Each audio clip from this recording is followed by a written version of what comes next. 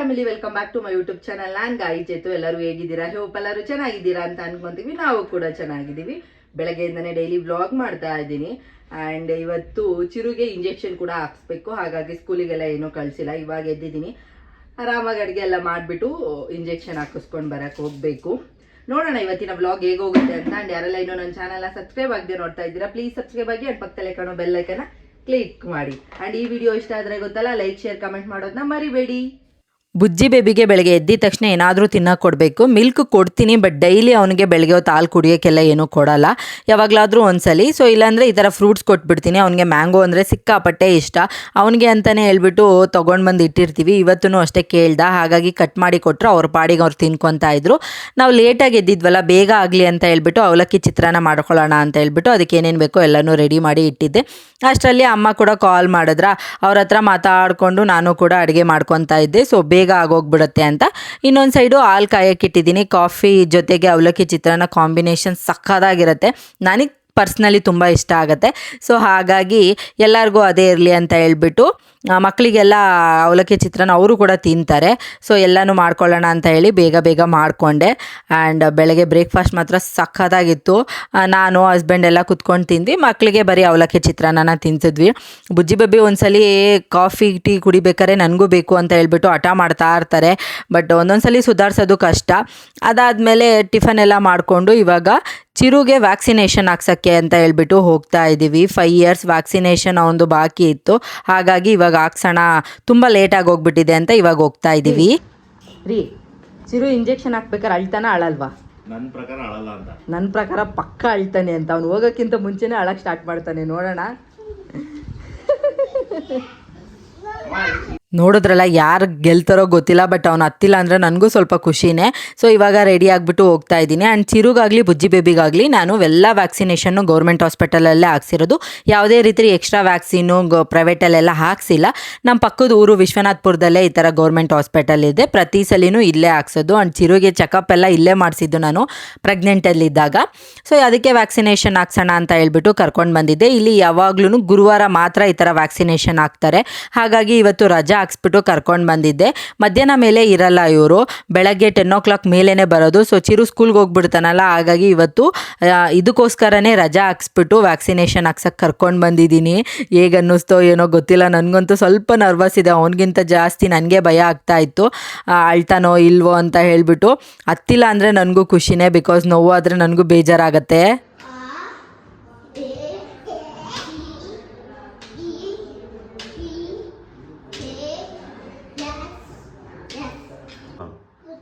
ಚಿರೋ ನೋಡಿ, ಮಮ್ಮಿಗೆ ಚಾಲೆಂಜ್ ಮಾಡಿದ್ದೀನಿ, ನೀನು ಅಳಲ್ಲ ಅಂತ. ಅಳ್ಬಾರ್ದು ಬಂದ್ರಿ, ಡ್ಯಾಡನ್ ಗೆಲ್ಸ್ಬೇಕು ನೀನು. ಡ್ಯಾಡನ್ ಗೆಲ್ಲಿಸ್ತಾನೆ ನೋಡಿ. ಹಿಂಗೆ ಹತ್ರ ತರ್ತಿದ್ದಂಗೆ ಅಳಲ್ಲ ಇವತ್ತು. ಅಳ್ತಾನೆ.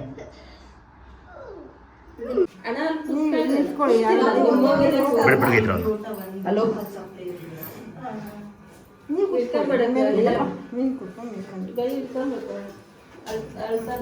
ಅಳಲ್ಲ ಅಳಲ್ಲ, ಅಲ್ಲಿ ಕೈಗೆ ಅಳ್ಳಾಡ್ಸ್ಬಿಡ್ತಾನೆ. ಅಳ್ಬೇಡ ಬಂಗಾರಿ, ಏನಾಗಲ್ಲ, ಒಂದೇ ಒಂದಷ್ಟು. ಅಳಲ್ಲ ಅವನು. ಈಗ ಐತ್ರಿ, ಏನು ಹೇಳ್ತೀನಿ ನಾನು, ಅದು ಅಳಲ್ಲ. ಮನೇಲಿ ಹೇಳ್ಕೊಂಡೆ ಅವ್ರ ಅಪ್ಪಂಗೆ, ನಾನು ಅಳಲ್ಲ.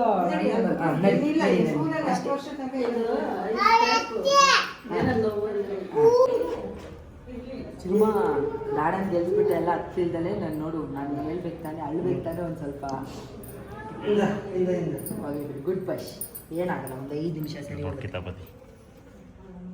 ಇಂಜೆಕ್ಷನ್ ಎಲ್ಲ ಹಾಕಿಸ್ಕೊಂಡು ಮನೆಗೆ ಕರ್ಕೊಂಡು ಬಂದ್ವಿ. ಹತ್ತಿಲ್ಲ, ಜ್ವರ ಬರುತ್ತೆ ಅಂತ ಹೇಳಿದ್ದಾರೆ. ಸೊ ಟ್ಯಾಬ್ಲೆಟ್ಸ್ ಎಲ್ಲ ಕೊಟ್ಟಿದ್ದಾರೆ. ನೋವಾಯ್ತಾ ಬಂಗಾರಿ? ಅವ್ರ ಅಪ್ಪನ ಹತ್ರ ಚಾಲೆಂಜ್ ಮಾಡಿದ್ದ, ಅಂದರೆ ಅವ್ರ ಅಪ್ಪ ಹೇಳ್ತಾಯಿದ್ರು ಅಳಲ್ಲ ನನ್ನ ಮಗ ಅಂತ. ಸೊ ಹಂಗೆ ಅತ್ತೇ ಇಲ್ಲ, ದೊಡ್ಡವನಾಗ್ಬಿಟ್ಟಿದ್ದಾನಂತೆ. ಹೌದಾ? ನೋವಾಯ್ತಾ? ಏನಾಗಿದೆಯಾ ನೀನು? ಸ್ವಲ್ಪ ಉತ್ಕೊಂಡಿದೆ ಲೈಟಾಗಿ ಅಷ್ಟೇ, ಅದು ಬಿಟ್ಟರೆ ಏನೂ ಆಗಿಲ್ಲ. ಲೈಟಾಗಿ ಫೀವರ್ ಬರುತ್ತೆ ಅಂತ ಹೇಳಿದ್ದಾರೆ, ಬಂದರೆ ಟ್ಯಾಬ್ಲೆಟ್ ಕೊಟ್ಟಿದ್ದಾರೆ. ಸೊ ಫಸ್ಟ್ ಟೈಮ್ ಟ್ಯಾಬ್ಲೆಟ್ ನುಂಗ್ತಾನೆ ಚಿರು. ಲೈಟಾಗಿ ಟ್ಯಾಬ್ಲೆಟು ಇಂದ ಇಲ್ಲಿ ಇದು ಮಾತ್ರೆ ನುಂಗಬೇಕು. ಒಂದು ಸ್ವಲ್ಪ ಅಷ್ಟೇ ಜಿ ಹಾಕ್ಕೊಂಡು ಬಾಯೊಳಗೆ ಹಾಕೊಂಡು ಗುಳುಮ್ ಅಂತ ನುಂಗ್ಬಿಡೋದು ಅಷ್ಟೇ. ಮನೆಗೆ ಬಂದಮೇಲೆ ಒಂದು ಸ್ವಲ್ಪ ಲೈಟಾಗಿ ಜ್ವರ ಬಂದಿತ್ತು, ಟ್ಯಾಬ್ಲೆಟ್ ಎಲ್ಲ ಕೊಟ್ಟಿದ್ವಿ. ಬಟ್ ಮಧ್ಯಾಹ್ನ ಆಗ್ತಿದ್ದಂಗೆ ಅವನಿಗೆ ಸ್ವಲ್ಪ ಪೇನ್ ಆಗಕ್ಕೆ ಸ್ಟಾರ್ಟ್ ಆಯಿತು. ಅವರು ಐಸ್ ಕ್ಯೂಬ್ ಇಡೋಕ್ಕೆ ಹೇಳಿದರು, ಹಾಗಾಗಿ ಸ್ವಲ್ಪ ಐಸ್ ಕ್ಯೂಬ್ ಇಡ್ತಾ ಇದ್ದೆ. ಬಟ್ ಅವ್ನು ನೋವಿಗೆ ಅಳ್ತಾ ಇದ್ದಿದ್ದಿಲ್ಲ, ಅದು ಐಸ್ ಕ್ಯೂಬ್ ಇಟ್ಟಾಗ ತಣ್ಣಗಾಗತ್ತಲ್ಲ ಅದಕ್ಕೆ ನಗ್ತಾ ಇದ್ದ. ಒಂಥರ ಚೆನ್ನಾಗಿತ್ತು. ಅವನಿಗೆ ಆಟ ಆಡ್ಸೋಕ್ಕೆ ನಾನು ಬೇಕು ಅಂತ ಹೇಳ್ಬಿಟ್ಟು ಐಸ್ ಕ್ಯೂಬ್ ಇಡ್ತಾ ಇದ್ದೆ. ಇವಾಗ ರೆಡಿ ಆಗಿದ್ದೀವಿ. ಸೊ ಚಿರುಗೆ ಸ್ವಲ್ಪ ಲೈಟಾಗಿ ಜ್ವರ ಬಂದಿತ್ತು, ಹಾಗಾಗಿ ಒಂದು ಟ್ಯಾಬ್ಲೆಟ್ ಕೊಟ್ಟಿದ್ದೀವಿ. ಮನೇಲಿದ್ದು ಬೋರ್ ಆಗ್ತಾ ಇದೆ ಅಂತ ಹೇಳ್ದ. ಸೊ ಹಾಗಾಗಿ ಹೊರಗಡೆ ಕರ್ಕೊಂಡು ಹೋಗೋಣ ಅಂತ ಹೇಳ್ಬಿಟ್ಟು ರೆಡಿಯಾಗಿ ಹೋಗ್ತಾ ಇದ್ದೀವಿ. ಇವಾಗ ಮಾಲ್ಗೆ ಹೋಗೋಣ ಅಂತ ಹೇಳ್ಬಿಟ್ಟು ಪ್ಲ್ಯಾನ್ ಮಾಡಿದ್ದೀವಿ. ಸ್ವಲ್ಪ ಜ್ವರ ಹಾಗೆ ಇತ್ತು, ಹಾಗಾಗಿ ಟ್ಯಾಬ್ಲೆಟ್ ಎಲ್ಲ ಕೊಟ್ಟಿದ್ವಲ್ಲ, ನೋಡೋಣ ಸರಿ ಹೋಗ್ತಾನೆ ಅಂತ ಹೇಳ್ಬಿಟ್ಟು ಕರ್ಕೊಂಡು ಹೋಗ್ತಾ ಇದ್ದೀವಿ. ಆ್ಯಂಡ್ ನಮ್ಮ ಚಿರು ತುತ್ತೂರಿ ಯಾವಾಗ ನೋಡಿದ್ರು ಬೆರಳನ್ನ ಬಾಯಲ್ಲಿ ಇಟ್ಕೊಂಡೇ ಇರ್ತಾನೆ. ನಾವು ತುಂಬ ಟ್ರೈ ಮಾಡಿದ್ವಿ ಅದನ್ನು ಬಿಡ್ಸೋಕ್ಕೆ, ಬಟ್ ಅವನು ಬಿಡ್ತಾನೆ ಇಲ್ಲ. ನಿಮ್ಗೇನಾದರೂ ಟಿಪ್ಸ್ ಕೊಡ್ತಿದ್ರೆ ನನಗಂತೂ ಹೇಳಿ, ನನಗೆ ತುಂಬ ಹೆಲ್ಪ್ ಆಗುತ್ತೆ. ಬಿಕಾಸ್ ನಮ್ಮ ಬುಜ್ಜಿ ಬೇಬಿ ಆ ಥರ ಇನ್ನೂ ಬಾಯಲ್ಲಿ ಬೆಳ್ಳಿಟ್ಕೊಳ್ಳೋದೆಲ್ಲ ಮಾಡೋದೇ ಇಲ್ಲ. ನಮ್ಮ ಚಿರು ಇನ್ನೂ ಬಿಟ್ಟೇ ಇಲ್ಲ. ನಾವು ಬಂದಿರೋದು ಒರಾಯಿನ್ ಮಾಲ್ಗೆ. ತುಂಬ ವರ್ಷನೇ ಆಗಿದೆ ನಾವು ಒರೈನ್ ಮಾಲ್ಗೆಲ್ಲ ಬಂದು. ಬುಜ್ಜಿ ಬೇಬಿ ಆಲ್ರೆಡಿ ನಿದ್ದೆ ಬರ್ತಾಯಿತ್ತು ಅಂದ್ಬಿಟ್ಟು ಅವ್ನು ಆನ್ ದ ವೇನೇ ಮಲ್ಕೊಂಬಿಟ್ಟ. ಸೊ ಅವನ್ನ ಮಲಗಿಸ್ಕೊಂಡೆ ನಾವು ಕೂಡ ಬಂದ್ವಿ. ಚಿರು 1.5 ವರ್ಷ ಇದ್ದಾಗ ನಾವು ಮಾಲಿಗೆ ಬಂದಿದ್ದು, ಅದಾದಮೇಲೆ ಈ ಮಾಲಿಗೆ ಬಂದೇ ಇಲ್ಲ ನಾವು. ಸೊ ಇವತ್ತು ಕರ್ಕೊಂಡು ಬಂದಿದ್ದೀವಿ. ಆ್ಯಂಡ್ ಇಲ್ಲಿ ಮೇಯ್ನ್ ನಮಗೆ ಪ್ರಾಬ್ಲಮ್ ಆಗೋದು ಪಾರ್ಕಿಂಗು. ಬಿಕಾಸ್ ಎಲ್ಲಿ ಪಾರ್ಕ್ ಮಾಡ್ತೀವಿ ಅನ್ನೋದು ಮರ್ತೇ ಹೋಗ್ಬಿಡುತ್ತೆ. ಹಾಗಾಗಿ ನಾನು ವಿಡಿಯೋ ಮಾಡಿ ಇಟ್ಕೊತಾ ಇದ್ದೆ. ಸೊ ಗೊತ್ತಾಗುತ್ತೆ ನಮಗೆ ಎಲ್ಲಿ ಪಾರ್ಕ್ ಮಾಡಿದ್ದೀವಿ ಕಾರು ಅಂತ ಹೇಳಿಬಿಟ್ಟು. ಅದಾದಮೇಲೆ ಇಲ್ಲಿ ಲಿಫ್ಟಿಗೋಸ್ಕರ ವೆಯ್ಟ್ ಮಾಡ್ತಾಯಿದ್ವಿ. ಇಲ್ಲಿ ಫುಲ್ಲು ಟ್ರಾನ್ಸ್ಪರೆಂಟ್ ಆಗಿತ್ತಾ, ನನಗಂತೂ ಸಿಕ್ಕಾಪಟ್ಟೆ ಭಯ ಆಗ್ತಾಯಿತ್ತು. ಆ್ಯಂಡ್ ಚಿರುಗೂ ಅಷ್ಟೇ ಹೇಳ್ತಾ ಇದ್ದ. ಆ್ಯಂಡ್ ಬುಜ್ಜಿ ಬೇಬಿಗೆ ಲಿಫ್ಟಲ್ಲಿ ಹೋಗೋದು ಸ್ವಲ್ಪ ಭಯನೇ, ಅವನು ಅಳ್ತಾ ಇರ್ತಾನೆ. ಯಾಕಂದರೆ ಅದು ಮೊದಲೇ ಟ್ರಾನ್ಸ್ಪರೆಂಟ್ವಾಗಿ ಬೇರೆ ಇತ್ತು, ಅದರಲ್ಲೂ ಅವನಿಗೆ ಅದು ಮೇಲೆ ಹೋಗ್ಬೇಕಾದ್ರೆ ಒಂಥರ ಅನ್ಸುತ್ತಲ್ಲ, ಹಾಗಾಗಿ. ಆ್ಯಂಡ್ ಮಾಲ್ ಒಳಗಡೆ ಬಂದು ಸುಮ್ಮನೆ ಅಲ್ಲಿ ಇಲ್ಲಿ ಓಡಾಡ್ತಾ ಇದ್ವಿ. ಬುಜ್ಜಿ ಬೇಬಿಗಂತೂ ಫುಲ್ ಖುಷಿಯಾಗಿ ಹೋಗ್ಬಿಟ್ಟಿದೆ. ಬಿಕಾಸ್ ಅವನು ಫಸ್ಟ್ ಟೈಮ್ ಅಂದರೆ ಇಲ್ಲಿಗೆ ಬಂದಿರೋದು ಮಾಲಿಗೆ, ಹಾಗಾಗಿ. ಆ್ಯಂಡ್ ಇಬ್ಬರೂ ಡೋನಟ್ ಬೇಕು ಅಂತ ಹೇಳಿದ್ರು. ಸೊ ಅಲ್ಲೇ ಒಂದು ಡೋನಟ್ ಶಾಪ್ ಕೂಡ ಇತ್ತು, ತುಂಬ ವೆರೈಟಿ ಇತ್ತು. ಅವ್ರಿಗೆ ಯಾವ್ದು ಬೇಕೋ ಅದನ್ನೇ ತೊಗೊಳ್ಳಿ ಅಂತ ಹೇಳಿಬಿಟ್ಟು ಕೇಳೋದಕ್ಕೆ ಅವರು ವೈಟ್ ಚಾಕ್ಲೇಟ್ ಡೋನಟ್ ಬರುತ್ತಲ್ಲ ಅದನ್ನು ಬೇಕು ಅಂದರು. ಸರಿ ಅಂತ ಹೇಳಿಬಿಟ್ಟು ಇಬ್ರಿಗೂ ಈಸ್ಕೊಟ್ಟೆ. ಸಪ್ರೇಟಾಗಿ ಈಸ್ಕೊಟ್ರೆ ತಿನ್ನಲ್ಲ ಅವರು, ಅದಕ್ಕೆ ಒಂದನ್ನೇ ಈಸ್ಕೊಟ್ಬಿಟ್ಟು ಕಟ್ ಮಾಡಿ ಕೊಟ್ಟೆ. ಅಣ್ಣ ತಮ್ಮ ಶೇರ್ ಮಾಡ್ಕೊಂಡು ತಿಂತಾರೆ ಅಂತ ಹೇಳಿ.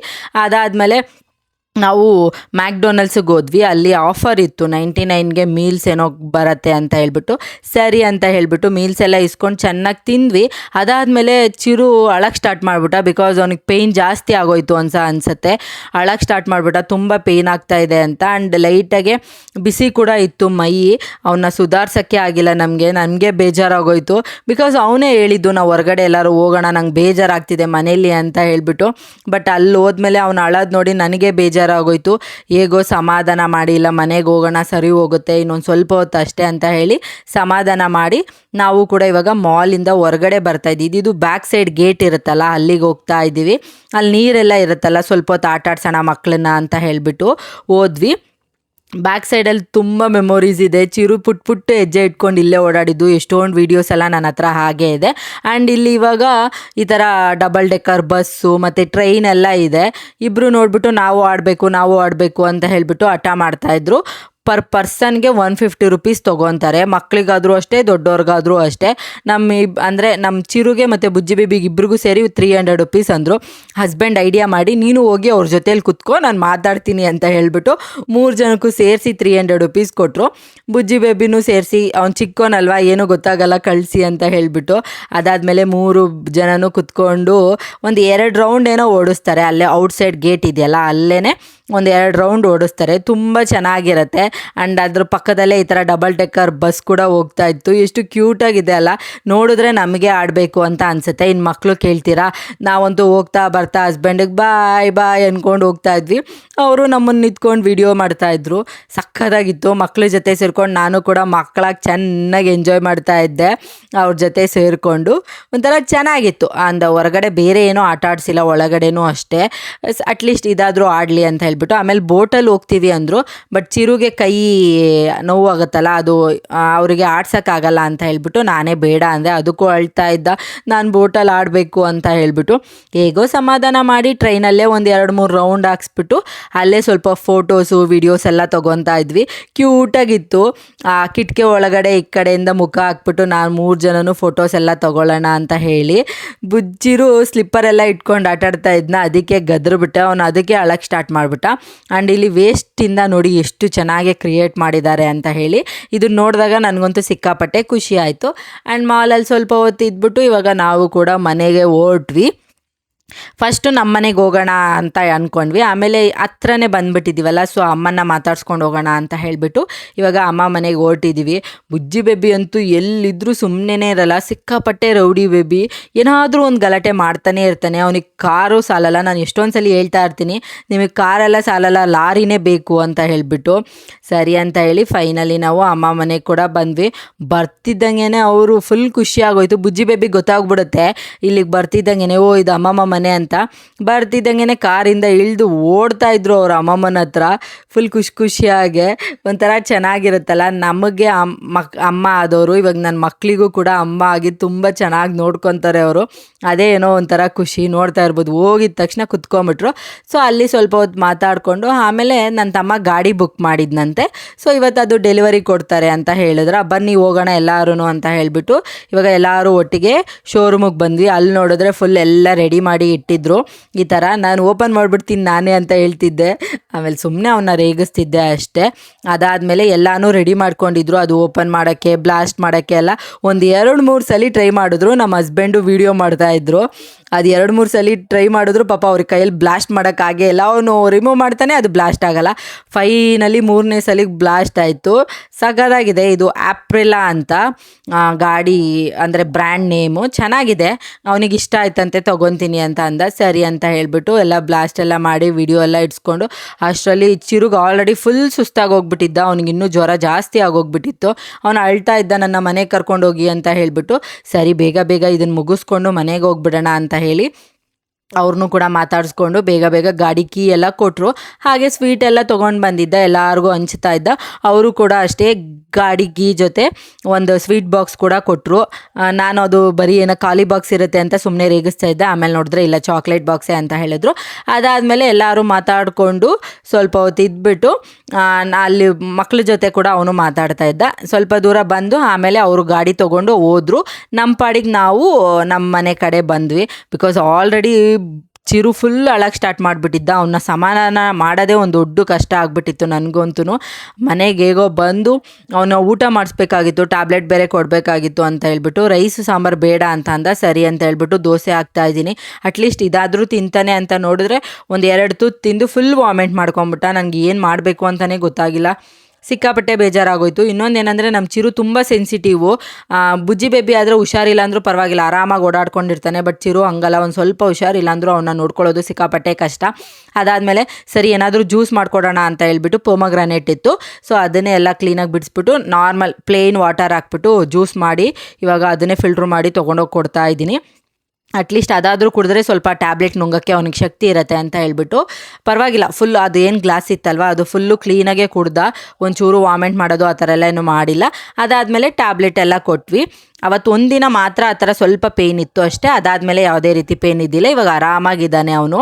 ಸೊ ಟ್ಯಾಬ್ಲೆಟ್ ಎಲ್ಲ ಕೊಡಿಸ್ಬಿಟ್ಟು ಅವನು ಕೂಡ ಮಲಗಿಸಿದ್ವಿ. ಟ್ಯಾಬ್ಲೆಟ್ ಕೊಡ್ಬೇಕಾದ್ರೆ ಎಲ್ಲಿ ವಾಮಿಟ್ ಮಾಡಿಬಿಡ್ತಾನೋ ಅಂತ ಬೈಕೆ ಹೊರಗಡೆ ಕರ್ಕೊಂಡು ಬಂದು ಟ್ಯಾಬ್ಲೆಟ್ ಕೊಟ್ವಿ. ಆ್ಯಂಡ್ ಇದೇ ಫಸ್ಟ್ ಟೈಮ್ ಅವ್ನು ಟ್ಯಾಬ್ಲೆಟ್ ನುಂಗ್ತಾ ಇರೋದು. ಇಷ್ಟು ವರ್ಷ ಬರೀ ಅವನಿಗೆ ಸಿರಪ್ ಮಾತ್ರನೇ ಕೊಡ್ತಾ ಇದ್ದಿದ್ದು, ಯಾವುದೇ ರೀತಿ ಟ್ಯಾಬ್ಲೆಟ್ ಕೊಟ್ಟೇ ಇದ್ದಿದ್ದಿಲ್ಲ.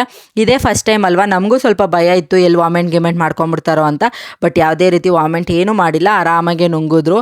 ಸೊ ನೋಡಿದ್ರಲ್ಲ, 5th ಇಯರ್ ವ್ಯಾಕ್ಸಿನೇಷನ್ ಹಾಕಿ ನಮ್ಮ ಪಜಿತಿ ಈ ಥರ ಇತ್ತು. ಆ್ಯಂಡ್ ನಿಮ್ಮ ಮಕ್ಕಳಿಗೆಲ್ಲ 5 ಇಯರ್ಸ್ ವ್ಯಾಕ್ಸಿನೇಷನ್ ಎಲ್ಲ ಹಾಕ್ಸಿದ್ರ ಅಂತ ಹೇಳ್ಬಿಟ್ಟು ಕಮೆಂಟ್ ಮಾಡಿ. ಆ್ಯಂಡ್ ಇವತ್ತಿನ ವ್ಲಾಗ್ ಇದಾಗಿತ್ತು. ಈ ವಿಡಿಯೋನ ನಾನು ಇಲ್ಲಿಗೆ ಎಂಡ್ ಮಾಡ್ತೀನಿ. ಮತ್ತೆ ಹೊಸ ವಿಡಿಯೋದಲ್ಲಿ ಸಿಗ್ತೀನಿ. ಟೇಕ್ ಕೇರ್, ಬಾಯ್.